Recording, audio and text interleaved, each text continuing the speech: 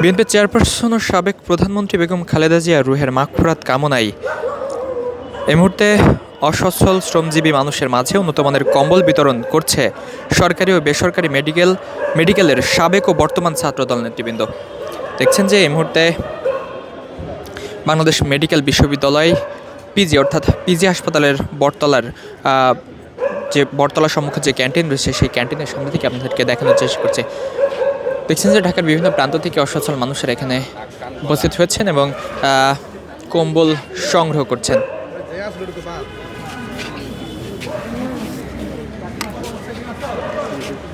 আমরা একটু কথা বলার চেষ্টা করব। ভালো লাগছে, অনেক ভালো লাগছে। এর আগে কম্বল পেয়েছেন? আপনি একটু বলেন যে আমরা কম্বল এই জায়গাতে পাই না বাবা, আমরা এখন পাইছি। হ্যাঁ খুশি, আলহামদুলিল্লাহ। আমরা এর মতন আরো খুশি নেই, আমরা খুশি আছি। আচ্ছা, এই যে কম্বল বিতরণ করছে আপনাদের কতটুকু উপকার হচ্ছে? আলহামদুলিল্লাহ বহুত উপকার হয়েছে বাবা, বুঝছেন। আমরা বহুত কিছু আর কোনো সময় হাইটাই ন এখন পাইলাম।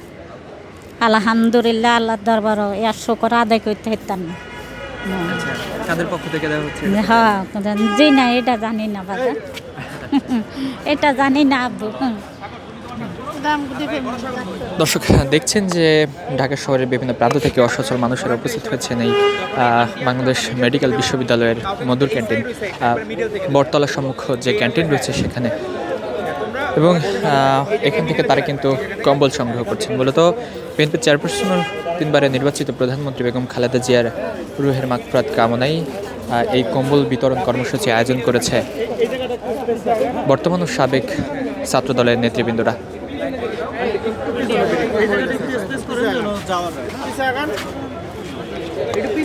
আপনারা ইতিমধ্যে জানেন, গত 30 ডিসেম্বর রাজধানীর এভারকেয়ার হাসপাতালে চিকিৎসারত অবস্থায় মৃত্যুবরণ করেন বিএনপির চেয়ারপারসন বেগম খালেদা জিয়া, এবং পরবর্তীতে 31 ডিসেম্বর লাখো মানুষের সমগমে তার জানাজা সম্পন্ন হয় রাজধানীর মানিক মে এভিনিউ এলাকায়, এবং পরবর্তীতে জিয়া উদ্যানে শহীদ প্রেসিডেন্ট জিয়াউর রহমানের সমাধির পাশে তাকে সমাহিত করা হয়েছিল। এবং দেখছেন যে বিএনপি চেয়ারপারসন বেগম খালেদা জিয়ার রুহের মাগফিরাত কামনায় বিএনপির যে সকল অঙ্গ সংগঠন রয়েছে এবং যে সকল নেতাকর্মীরা রয়েছে তারা বিভিন্ন ধরনের কর্মসূচি কিন্তু করছেন। তারই ধারাবাহিকতা এই মুহূর্তে দেখছেন যে বিএনপির চেয়ারপারসন বেগম খালেদা জিয়ার রুহের মাগফিরাত কামনায় কম্বল বিতরণ কর্মসূচি কিন্তু চলছে। আমরা আরও একটু কথা বলার চেষ্টা করব।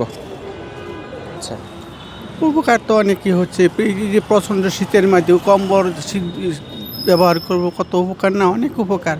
এই শীতের মধ্যে কত কত মানুষ কষ্ট করতেছে, তো আর শীত তো অনেক কঠিন শীত উপভোগ করতেছে। এখন কম্বলটা পাইলে তো অনেকটা শান্তি হবে, শীতের জন্য অনেকটা উপকার হচ্ছে। এবার তো ঢাকায় প্রচণ্ড শীত পড়েছে। জি, প্রচণ্ড শীত পড়েছে, অনেক শীত। তো শীতের আচ্ছা থাকতো কথা বলতে পারি না। দর্শক দেখছেন যে ঢাকা শহরের বিভিন্ন প্রান্ত থেকে মানুষজন ছুটে এসেছেন এই কম্বল বিতরণ কর্মসূচিকে কেন্দ্র করে, এবং দেখছেন যে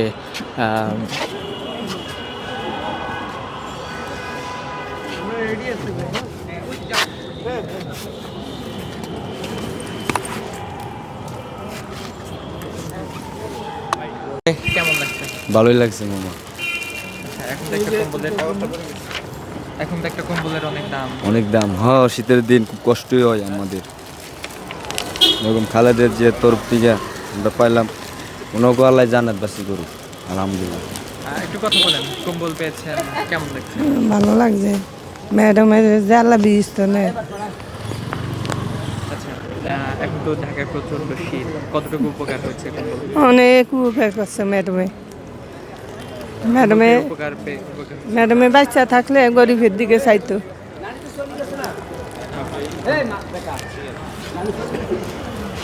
আপনি একটু কথা বলেন, আসলে কেমন লাগছে কম্বল? খুব ভালো লাগছে দিনে কম্বল পেয়েছেন? জি,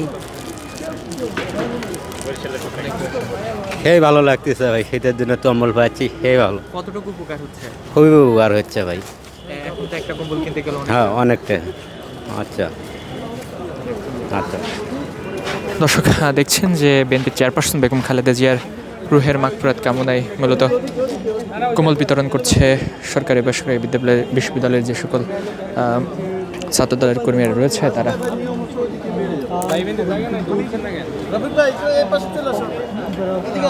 দেখছেন যে ছাত্র দলের সহসভাপতি ডাক্তার আওয়াল কিন্তু কম্বল বিতরণ করছে।